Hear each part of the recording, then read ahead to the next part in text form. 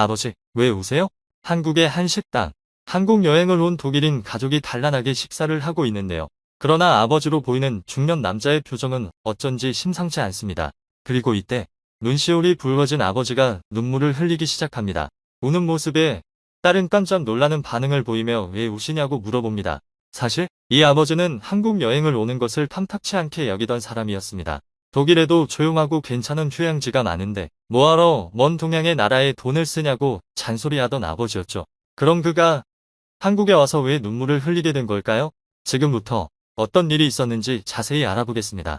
해당 사연은 독일인 마리나 디오비치나야 씨의 이야기와 SNS 내용을 바탕으로 재구성된 스토리입니다. 안녕하세요. 저는 독일인 마리나 디오비치나야라고 합니다. 저는 국적이 독일인이긴 하나 저의 핏줄에는 동유럽 벨라루스인의 피가 흐르고 있습니다. 저희 부모님은 2000년대 벨라루스의 독재자 알렉산드르 루카셴코의 횡포를 피해 독일으로 도망쳐 왔는데요. 독일에서 8년 넘게 살고 나서야 귀화를 할 수 있었고 그 당시 저도 부모님과 함께 귀화를 하며 저희 가족은 독일인이 됐습니다. 우연히 부모님의 젊을 적 사진을 본 적이 있는데 한눈에 보기에도 꽤 넉넉한 환경에서 자랐다는 것을 알 수 있었어요. 그런 환경에서 자란 부모님이 조국을 떠났을 땐 어떤 이유가 있었겠지만 부모님은 그 이유에 대해서는 단 한 번도 말해주신 적이 없습니다. 저도 독일로 왔을 당시 너무 어린 나이였기 때문에 기억이 전혀 없고요. 이주 후 부모님은 엄청나게 고생을 많이 하셨는데요.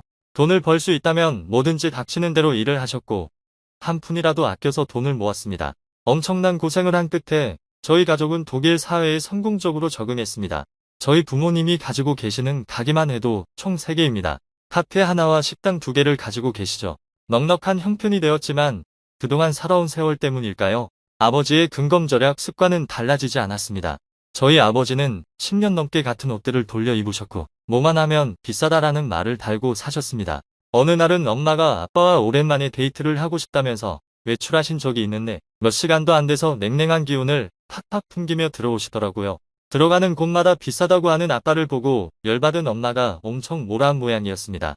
가난했던 과거는 아버지에게만 영향을 끼친 것은 아니었습니다. 어린 시절 가난했던 가정 환경으로 인해 저는 제가 원했던 인형들을 거의 갖지 못했습니다. 제가 가질 수 있는 인형들은 남한테 얻어오거나 벼룩시장에서 산 낡고 유행진한 인형들, 조잡한 싸구려 인형들 뿐이었어요. 저는 성인이 되고 나서도 인형을 모으는 데 집착하게 됐고 심지어 비행기를 타고 외국까지 나가서 인형을 사올 정도였습니다. 한국의 전통 인형을 구하기 위해 독일에서 먼 한국까지 날아간 적도 있었죠. 저는 인형을 구하는 김에 여행도 즐길 겸 한국에서 2박 3일을 보내고 왔는데요. 처음에는 인형이 목적이었는데 어느새 저는 한국이라는 나라에 푹 빠져버렸습니다. 한국은 볼 것도 많고 사람들도 친절하며 수준 높은 시설들과 편의 요소들이 많은 살기 좋은 나라였습니다. 특히 저는 한국에서 보고 무척 깜짝 놀란 게 하나 있었는데요. 저는 그걸 보고 나서 언젠가 우리 아빠랑 한국 여행을 와야겠다는 마음을 먹었습니다. 그리고 몇 개월 뒤 아빠의 생일을 앞두고 저는 부모님께 한국 여행을 가자고 제안했습니다. 아빠는 기차만 타도 유럽 여기저기를 저렴하게 여행할 수 있는데 뭔 비싼 비행기를 타고 먼 나라까지 가서 돈 쓰냐고 돈 아까운지 모른다고 또 잔소리를 시작했습니다. 저는 실제로 가보면 웬만한 유럽 선진국보다 한국이 훨씬 좋다고 말씀드렸지만 아버지의 반응은 영 좋지 않았습니다. 하지만 어머니와 제가 계속 같이 한국에 가자고 조르니 아버지는 결국 백기를 들고 말았습니다. 아빠의 고집에 따라 유럽의 싸구려 저가 항공사의 비행기를 타고 힘들게 온 저희 가족은 서울을 도착해 본격적인 한국 구경을 시작했습니다. 명동 거리를 구경하다 카페에 들어가 가족들과 커피를 마시고 있던 저희는 탄산이 들어간 음료를 마시다가 목이 말라 카페 점원에게 물을 달라고 했는데요. 아버지는 또 쓸데없는데 돈 쓴다고 난리도 아니었습니다. 그러나 제가 웃으면서 아버지에게 공짜다로 말을 하자 엄청나게 당황하시더군요. 저희 아버지는 저렇게 깨끗한 물을 공짜로 준다는 것에 무척 충격 먹은 듯 했습니다. 독일 레스토랑과 카페에는 물을 먹으려면 사 먹어야 하는 경우가 많습니다. 만약 돈을 지불하지 않으려면 수돗물을 떠달라고 해야죠. 하지만 독일은 한국의 깨끗한 수돗물과 달리 석회질이 섞여 나오는 경우가 많아 건강을 생각한다면 피하는 게 좋습니다. 아버지의 충격은 여기서 끝나지 않았습니다. 한옥마을을 구경하던 중 어머니는 화장실에 가고 싶다는 말을 하셨는데요. 아버지는 조금만 참으라며 곧 저녁 시간이니 식당에 가서 화장실에 가라고 말씀하셨지만 저는 괜찮다며 어머니께 근처에 있는 미술관 내 화장실을 이용하자고 말씀드렸습니다.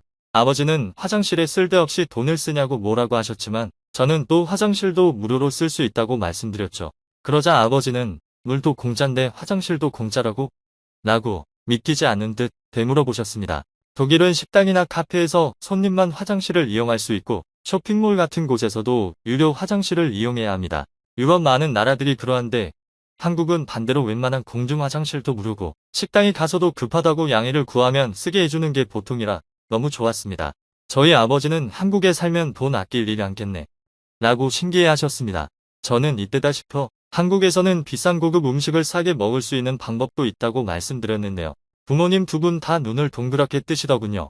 저는 수소문한 맛집으로 부모님을 모시고 갔습니다. 제가 부모님을 데리고 간 음식점은 바로 굴 요리를 하는 가게였습니다. 유럽에서는 굴이 무척 고급 요리인데요. 굴 하나당 가격이 평균적으로 한국 돈으로 8,000원 이상이라 배부르게 먹으려면 몇십만 원 어치가 깨지는 건 각오해야 합니다. 하지만 한국에서는 굴을 배 터지게 먹어도 유럽에서보다 훨씬 적게 나와 계산서를 보고 저도 깜짝 놀랐던 기억이 납니다. 그때 마침 저희 아버지 생각이 나더군요. 어머니가 말씀하시길 아버지는 벨라루스에 있으실 때 굴을 엄청 좋아하셨다고 해요. 하지만 독일에 오고 나서는 돈이 아깝다고 거의 못 드신다고 하셨어요. 과연 어머니의 말이 사실인지 평소라면 비싼 데 왔다고 길길이 날뛰어야 아버지가 눈을 못 떼고 다른 테이블에 있는 굴을 뚫어져라 쳐다보고 계셨어요.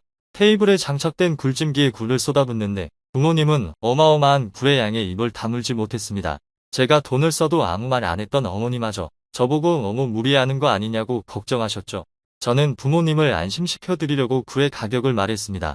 제가 시킨 대자 굴찜의 가격은 5만원, 유로화로 치면 약 35유로가 조금 넘는 금액이었습니다. 어머니는 믿기지 않는지 네가 가격을 잘못 본 거 아니냐고 말씀하셨습니다. 심지어 굴을 쬐고 있을 동안 서비스로 생굴과 무생채, 불미역국 등의 서비스가 나오자 더 할 말을 잃으신 듯 했습니다. 독일에서는 5만원의 이런 서비스는 어림도 없거든요. 저는 부모님께 한국 사람들은 생굴을 초장에 찍어 먹는다며 먼저 시범을 보였고 부모님도 저를 따라했습니다. 어머니는 생굴을 입에 넣자마자 굴의 향과 함께 초장의 새콤한 맛이 잘 어우러졌다면서 감탄을 금치 못했습니다. 하지만 아버지는 굴을 드시면서도 계속 무표정이셨습니다. 저는 눈치를 보며 맛이 없냐고 물어봤습니다. 어머니는 저보고 내버려 두라면서 원래 가끔씩 딴 생각에 빠질 때 저러신다고 굴 미역국이 너무 맛있다면서 저보고도 얼른 먹어보라고 권했습니다. 굴찜이 다 되었다는 타이머가 울리고 소리를 듣고 점원이 저희 테이블에 찜기를 열었습니다. 찜기를 열자 모락모락 연기와 함께 굴 향이 싹 퍼져 식욕을 자극했는데요. 목장갑을 끼고 조심조심 껍질을 열어 굴을 쏙 빼놓은 다음 아버지께 먼저 드렸습니다. 저는 김치랑 먹어도 맛있다고 말씀드렸지만 아버지는 굴 그대로의 맛을 느끼고 싶다며 그냥 드시겠다고 하셨습니다. 유럽인들은 보통 생굴을 먹기 때문에 처음으로 굴찜을 드신 아버지가 어떤 반응일지 너무 긴장됐습니다. 아버지는 눈을 감고 굴의 맛을 음미하셨습니다. 어떠냐고 물어보는데 아버지가 아무 말도 없는 겁니다.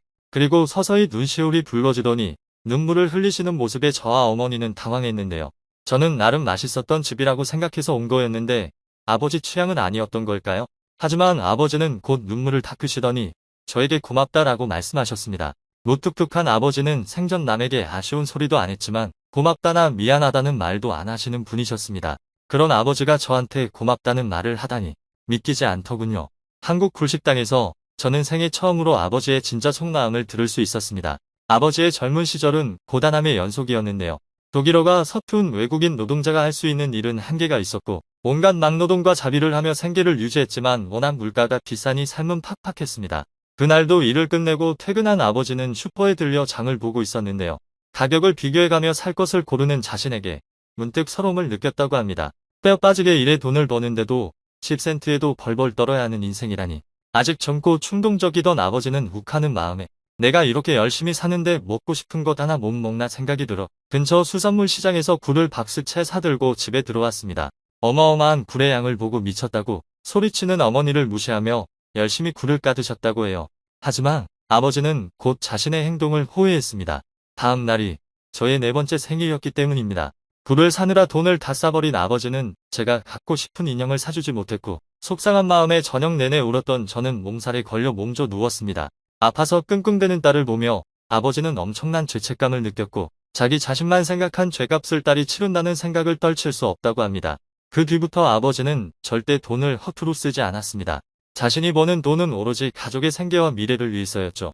아버지가 살아온 삶의 행적을 들으며 우리 가족을 위해 얼마나 많은 희생을 해오셨는지가 뼈저리게 느껴졌습니다. 어머니도 감정에 북받쳐 우신 아버지가 어이없었는지 당신이 애냐면서 핀잔을 주셨는데요. 아버지는 눈물을 보인 게 창피하셨는지 괜히 이상한 딴소리만 하셨습니다. 그러니까 내가 한국에 안 온다고 했잖아. 요즘 저희 아버지는 한국도 안 가냐? 라면서 은근슬쩍 저에게 물어보시는데요. 저의 생일날 또다시 부모님과 한국에 갈 것 같습니다. 자린고비 독일 아버지가 가슴속에 묻고 있었던 진실과 가족을 향한 마음 어떻게 보셨나요? 저희는 언제나 재밌고 즐거운 사연을 기다리고 있으니 제보해주세요. 이상 클립 뉴스였습니다.